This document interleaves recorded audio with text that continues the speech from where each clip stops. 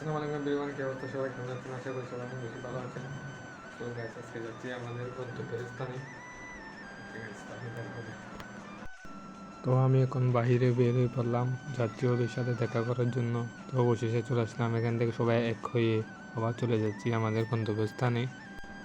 আমরা গাড়ির ভিতরে সবাই মিলে আড্ডা মারে চলে আসতেছি আমরা যেখানে আমাদের যাওয়ার কথা সেখানে। তারপর আমরা চলে আসলাম, অবশেষে চলে আসলাম। এটা ছিল ক্যাফে 20 পার্ক। তো আমরা এখানে বসার জন্য একটা জায়গা খুঁজতেছি, কিন্তু সবই কিন্তু বৃষ্টির কারণে ভিজে গেছি, আমরা একটাও জায়গা পাচ্ছি না। তো আমরা ঢুকে যাচ্ছি এখানে। অবশেষে আমরা একটা পার্ক পেলাম, এখানে সবাই একটু ফটোশ্যুট করলাম। করার পর সবাই মিলে পাহাড়ে যাচ্ছি। পাহাড়ের রাস্তাটা এত ভয়ঙ্কর যে কী সুন্দর এখান থেকে ভিউটা দেখা যাচ্ছে। দেখলাম দুজন ছেলে মাছ ধরতেছে, তাদেরকে একটু ভিডিও করে নিলাম।